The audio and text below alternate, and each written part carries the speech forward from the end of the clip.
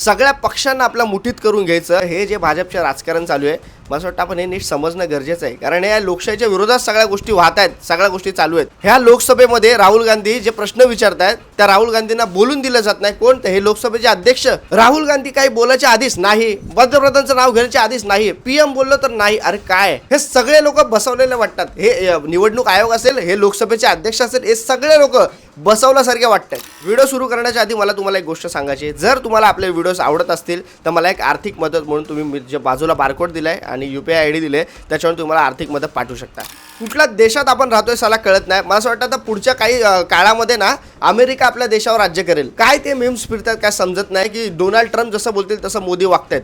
हे जर का खरं असेल ना मित्रांनो, तर आपल्या देशाची काय अवस्था होईल ते आपण पुढे मला असं वाटतं आपण समजणं गरजेचं आहे. आता काय ते नवीन ऐकलं काय ते ट्रेड का काय ते, तरी आपल्या भारतातल्या शेतकऱ्यांचा माल हा कमी केला जाईल आणि तो बाहेरच्या त्या अमेरिकेच्या शेतकऱ्यांचा माल आपल्या इथे आणला जाईल. म्हणजे आपल्या शेतकऱ्यांची जी आत्महत्या होत होती त्याचं प्रमाण कमी होण्याऐवजी अजून वाढणार आहे. वरच्या लेवलला काय चालू आहे ना मित्रांनो, खरंच अवघड आहे सगळ्या गोष्टी ज्या घडतायत. ते आता इप्स्टीम फाईल त्याच्यामध्ये काय बोलतात, आपल्या भारताचे पंतप्रधान नरेंद्र मोदी साहेब यांचं नाव आलंय का नाही आलंय अजून काय माहित नाही. काही बोलतात आलंय, काही बोलतात नाही आलंय.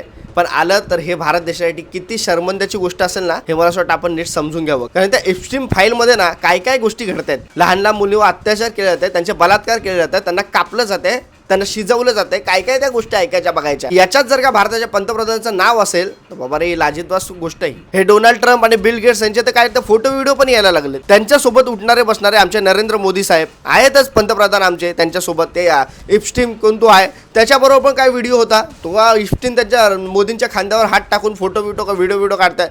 नक्की काय चाललंय काय साला कळतच नाहीये. लोकसभेमध्ये राहुल गांधी 4 ओळी वाचायच्या त्यांना, ते 4 ओळी वाचून दाखवतात तर त्यांना ते 4 ओळी पण वाचून देत नाहीत आपले हे लोकसभेचे अध्यक्ष. काय ती ओळ आहे आपल्या सगळ्यांनाच माहिती आहे, आपण वाचली पण असावी. आपल्या भारताचे सैन्याचे प्रमुख जे होते माझी, ते सांगत होते एक घटना अशीच घडली होती. चीन आपल्यावर येत होती आक्रमण करत, तेव्हा ह्यांनी काय ते बरं ते सुरक्षा दल आपले त्यांना फोन केला. त्यांनी मग मोदी साहेबांना फोन केला. मग मोदी साहेबांनी काय उत्तर दिलं नाही. परत त्यांनी फोन केला. मग तेव्हा मोदी साहेबांनी सांगितलं तुम्हाला जो निर्णय घ्यायचा तो घ्या. म्हणजे जर का केलं यशस्वी झालं तर ते क्रेडिट मोदींना सरकारला, आणि जर का अयशस्वी झालं तर ते क्रेडिट या सैन्यांना आपल्या. इतक्या घाणेरड्या पद्धतीचं राजकारण चालू आहे. हे मला असं वाटतं मित्रांनो ह्या सगळ्या गोष्टी बाहेर आल्या पाहिजेत. सामान्य माणसांना अधिकार आहे आपल्या देशात काय चाललंय, आपल्या देशाचा पंतप्रधान काय करतोय, आपल्या देशामध्ये काय अवस्था करून ठेवली ना, ह्या इतर सगळ्या गोष्टी आपल्याला जाणण्याचे अधिकार हक्क आहेत. आपण बोललं पाहिजे त्याच्यावर. आज आपला देश बीफ एक्सपोर्ट मध्ये 9व्या क्रमांकावर 2ऱ्या क्रमांकावर येतोय. आणि हे नरेंद्र मोदी हे इंटरव्ह्यू मध्ये सांगतात हे बीफ एक्सपोर्टर जे माझे मित्र आहेत, ह्या छोट्या छोट्या गोष्टी असतात ना आपण त्या लक्षात घेतल्या पाहिजे. ज्या देशामध्ये आपण गायी आई नदी याला आपण आई म्हणतो, आज त्याचीच अवस्था आपण बघतोय. काय झाली आहे त्याची अवस्था. हिंदू खतरे में बोलून तुमच्या हातात सत्ता आहे, मग तुम्ही घ्या ना भूमिका, तुम्ही करा ना सगळ्या इतर गोष्टी. हिंदू खत्रेमध्ये तर आपण काय करू शकतो, ह्यांना सत्ता देऊ शकतो. इतके वर्ष यांना सत्ता दिली तरी पण हिंदू खत्रेत आहे. काँग्रेसची जेव्हा सत्ता होती तेव्हा हिंदू खत्रेत नव्हता. मला असं वाटतं हे अंधभक्तांनी या छोट्या छोट्या गोष्टी समजाव्या. हे काय राजकारण चालू आहे. लोकांची दिशाभूल करायची, लोकांचे ब्रेन वॉश करायचे, माइंड वॉश करायचं. हे किती दिवस अजून चालणार आहे. एखादा प्रश्न जर का कोणी विचारतंय त्याच्यावर शांत बसून राहायचं. का तर आपली चूक आहे, आपण काही बोलायचं नाही. आणि काही बोललो तर जिजे आयला खोटं बोला पण रेटून बोला. ही भूमिका आजपर्यंत भाजपची आहे. मला असं वाटतं खरंच ह्या सगळ्या गोष्टी ज्या दिशेने चालल्यात ना, आपण खरंच सावध राहणं गरजेचं आहे. राजकारण आपल्याला कळत नसेल तरी राजकारण आपण डोकावून पाहणं गरजेचं आहे. कारण सामान्यातल्या सामान्य माणसाच्या आयुष्यात राजकारण अत्यंत गरजेचं आहे पुढच्या येणाऱ्या काळात तरी. तुम्ही या गोष्टी समजा, तुम्ही रिॲक्ट व्हा. कारण तुम्ही रिॲक्ट होत नाही म्हणून हे जे आहेत ना ह्यांची हिंमत वाढत चालली आहे इतर सगळ्या गोष्टी करण्याची. आज इतका तरुण बेरोजगार आहे, लोकांना कामं नाहीये. आज मला किती मेसेज काय काम असेल तर सांग मला, हे रिझ्यूम पाठवत असतात. काय एवढी लोक बेरोजगार आहे आणि हे खुलेआम सांगतात. काय ते अर्ध काय बरं त्यांचं नाव मला माहित नाही. त्याच्या मी यांची नावं मी खरं सांगतो या भाजपच्या लोकांचं मी काय बाईट्स बघत नाही काय नाही. हे ऐकत असतो ना आणि मग ऐकल्याच्या नंतर मी ते क्रॉस व्हेरीफाय करण्यासाठी म्हणून खरंच हे बोललेत की म्हणून ते त्यांचे व्हिडिओ पाहत असतो.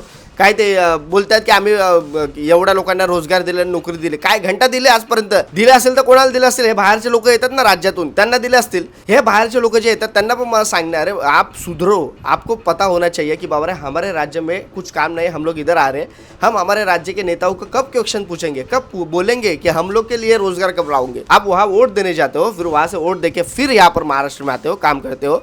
क्या फायदा. हे मला असं वाटतं आपण समजणं गरजेचं आहे. आपला भारत देश आहे. आपल्या भारत देशाची आपल्या राज्यातली संस्कृती, आपल्या राज्यातली भाषा, आपल्या राज्यातल्या इतर सगळ्या गोष्टी आपल्या राज्यात राहून टिकवणं तो म्हणजे खरा देशभक्त.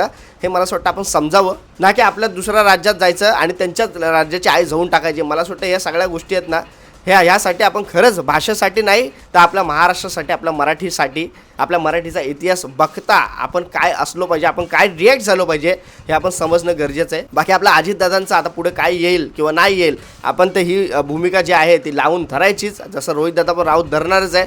जोपर्यंत त्यांचे घरातले तरी लावून धरतात तोपर्यंत आपण ही भूमिका लावून धरली पाहिजे. इतकंच सांगेल. तुर्तास थांबतो. जय हिंद, जय महाराष्ट्र.